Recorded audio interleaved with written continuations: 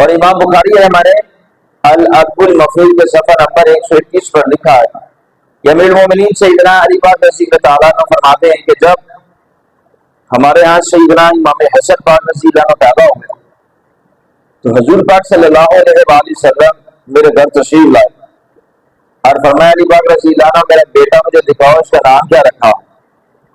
عرض کہ یا رسول اللہ صلی اللہ علیہ وسلم اس کا نام حرب رکھا ہے۔ فرمایا اس کا نام حرب نہیں بلکہ اس کا نام حسن رکھو۔ پھر حضور پاک صلی اللہ علیہ وآلہ وسلم اس کا نام حسن رکھا۔ سیدنا علی پاک رضی اللہ عنہ فرماتے ہیں پھر جب سیدنا امام حسین رضی اللہ عنہ کی باری آئی تو آقا پاک علیہ الصلوۃ والسلام بھی تشریف لے آئے۔ فرمایا میرا بیٹا مجھے دکھاؤ اس کا نام کیا رکھا ہے؟ عرض کیا یا رسول اللہ صلی اللہ علیہ وسلم اس کا نام حرب رکھا ہے۔ فرمایا اس کا نام حرب نہیں بلکہ اس کا نام حسین رکھو۔ پھر جب تیسرے شہزادے پیدا ہوئے تو حضور پاک صلی اللہ علیہ وآلہ وسلم پھر تشریف لائے اور فرمایا علی پاک رضی اللہ عنہ میرا بیٹا مجھے دکھاؤ اس کا نام کیا رکھا ہے؟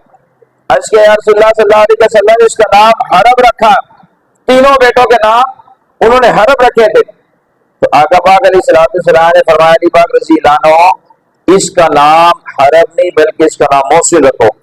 پھر فرمایا انی سمیتہم باسماء ولدی ہارون شبر و شبیر و بشر، میں نے اپنے بیٹوں کا نام حضرت ہارون علیہ السلام کے بیٹوں کے نام پر ان کا نام رکھا ہے۔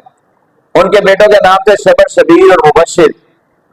سریانی زبان میں شبر شبیر اور عربی زبان میں حسن و حسین دونوں کے ایک ہی معنی۔